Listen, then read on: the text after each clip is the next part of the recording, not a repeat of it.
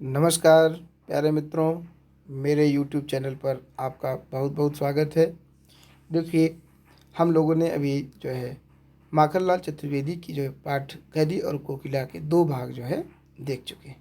ये तीसरा भाग है।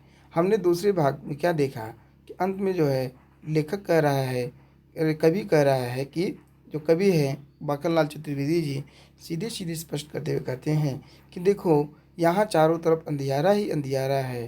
ठीक है, यहाँ चारों तरफ अंधियारा ही अंधियारा है और मतलब इस जेल में और अंग्रेजी शासन में हर जगह अत्याचार ही अत्याचार है। ठीक है, तो हे कोकिल, तुम ऐसी समय पे क्यों जग रही हो। ठीक है, फिर आगे हम देखते हैं। कहते हैं इस काले संकट सागर पर मरने की मदमाती। कहते हैं लेख सीधे सीधे जो है कवि जी बोलते हैं कि देखो, इस काले संकट सागर पर मरने की मदमाती, कोकिल बोलो तो अपने चमकीले गीतों को क्यों कर हो तैराती, कोकिल बोलो तो। ठीक है, कहते हैं कि देखो, हमने बता दिया कि यहाँ चारों तरफ अत्याचार ही अत्याचार है। हर तरफ कालिमा ही कालिमा दिखाई दे रही है और इस कालिमा में स्थिति में तुम्हारे प्राणों को भी संकट है। चारों तरफ संकट ही संकट है। मतलब यह वातावरण संकटों से घिरा हुआ है। ऐसे समय में मरने की मदमाती, लगता है तुम भी मरने की ठान चुकी हो। मतलब यहाँ लेखक जो है कवि क्या कहते हैं, यहाँ मानते हैं कि जो है कोकिल भी अब जो है पूरा देशभक्ति की भावना से भरपूर है और वह देश की आज़ादी में अपनी संपूर्ण योगदान देना चाहती है। इसके दौरान यदि उसके प्राण भी चले जाते हैं तो उसकी कोई चिंता नहीं है। वह प्राण त्यागने के लिए अब तैयार हो चुकी है। ठीक है, उसे प्राणों की चिंता, अपने प्राण की चिंता नहीं है। ठीक है, लेखक कहते हैं आखिर बोलो तो, मतलब तुमने भी ऐसा ठान लिया कि इतने मतलब संकटों से घिरे हुए वातावरण में भी तुम अपने जो है अपने प्राण की चिंता न करते हुए जो है एक जो संदेश लेकर आ रही हो, जो गीत गा रही हो, जो अपने चमकीलों गीतों को क्यों कर है तराती, जो अपने जो है कहते हैं कि प्रेरणाओं से परिपूर्ण है, देशभक्ति की भावना के जोश से भरा हुआ गीत क्यों होकर हो तैराती होकर बोले तो। लेकिन कहते हैं कि तुम बताओ, आखिर तुम अपने इन चमकीले गीतों को, जो अपने गीत गा रही हो तुम, जो देशभक्ति की भावना से भरी हुई हैं, जो हमारे अंदर जो है जोश पैदा करती हैं, क्रांति का जोश पैदा करती हैं, अंग्रेजी शासन के प्रति विद्रोह की भावना जागृत करती हैं। आखिर बोलो तुम ऐसा इन ऐसे गीतों को क्यों इन हवाओं में तैराती हो, हवाओं के माध्यम से हमारे जो है पास भेजती हो, हमारे अंदर प्रवाहित करती हो। हे कोकिल बोलो तो, आखिर बोलो तो, आखिर ऐसा क्यों कर रही हो। लेखक मतलब कभी ये पूछना चाहता है कि भाई सीधा सीधा बोलो ना कि आखिर तुम ऐसा करना क्या चाहती हो, बताओ।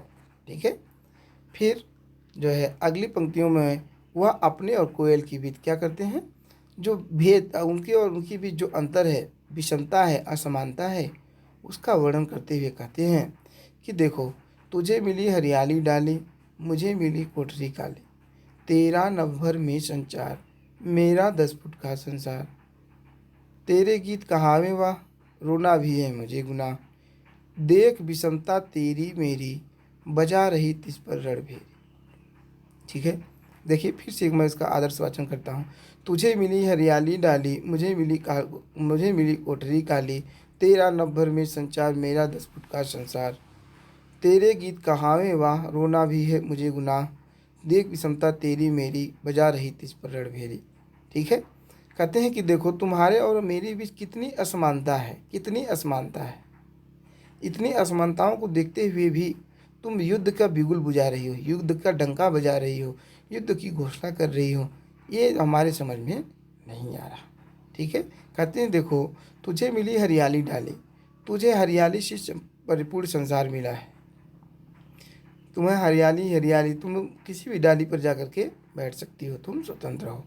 मुझे मिली कोठरी काली, कहते हैं देखो तुम स्वतंत्र हो, तुम किसी भी डाली पर, हरी डाल पर बैठ सकते हो, लेकिन मुझे मिली कोठरी काली, लेकिन मुझे मुझे तो जो है गिरफ्तार कर लिया गया है। अंग्रेजी शासन, अंग्रेज़ों ने मुझे गिरफ्तार कर लिया है और मुझे एक कोठरी में, जो कोठरी काली काली कोठरी है, चारों उसकी दीवार काली है, उसमें हमें कैद कर दिया गया है, मुझे कैद कर दिया गया है। 13 नंबर में संचार।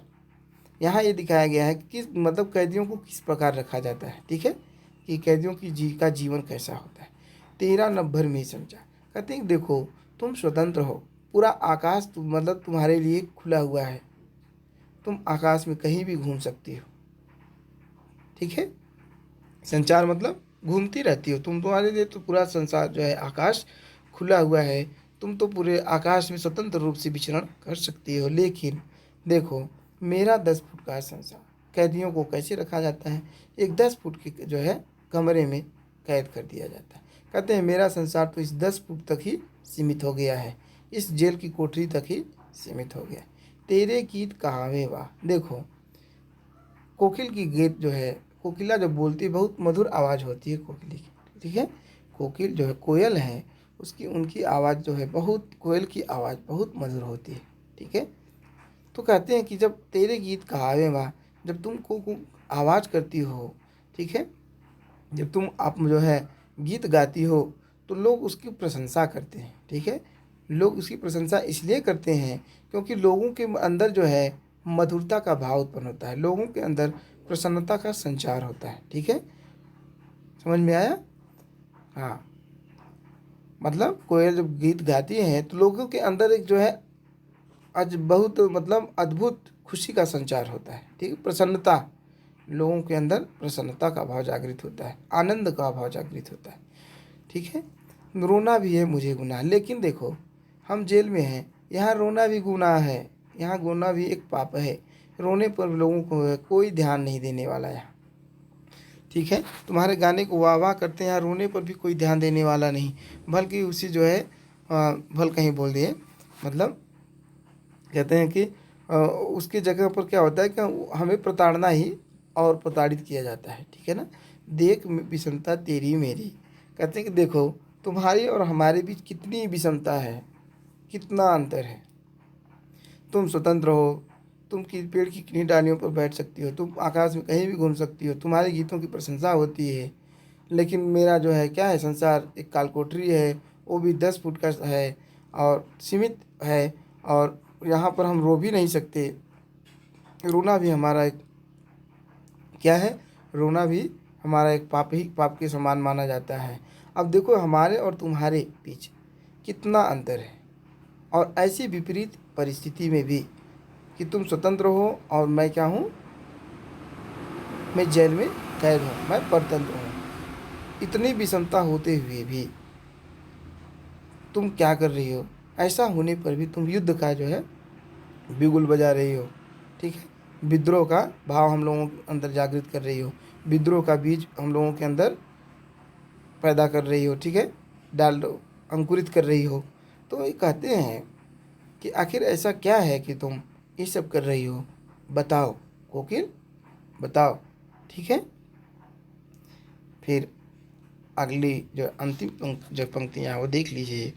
इस अंकृति पर अपनी कृति से और कहो क्या कर दूँ, कहते हैं कि ये जो तुम्हारी जोश भरी हुंकार है, ये तुम्हारी इस अंकृति पर अपनी कृति से और कहो क्या कर दूँ, कोकिल बोलो तो।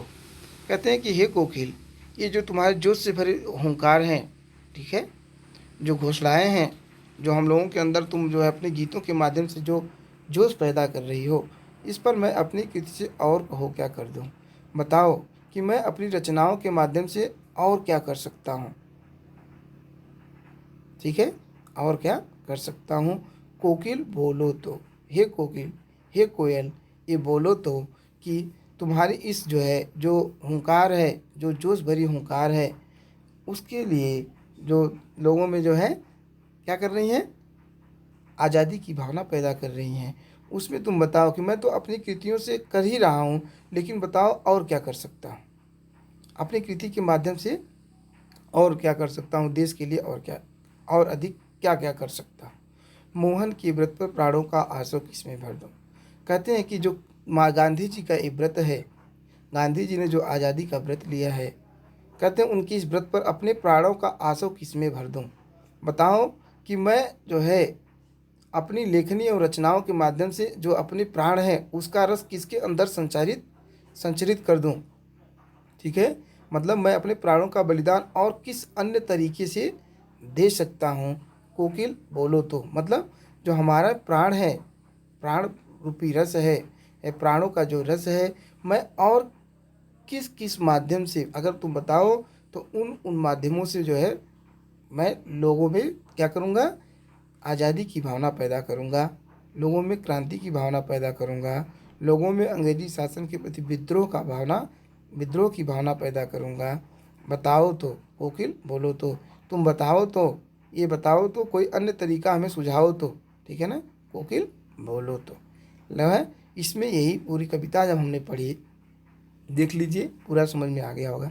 कविता का संपूर्ण सार यही है बेटा, कि दिखाया ये गया है आपको कि जब अंग्रेजी शासन था, जब अंग्रेजों का शासन भारत परतंत्र था, पराधीन था, उस समय लोग, जब अंग्रेजों का कार्य कैसा था, अंग्रेजों की कार्यशैली की थी, कि अंग्रेजों के शासन का कार्य व्यवहार कैसा था, ठीक।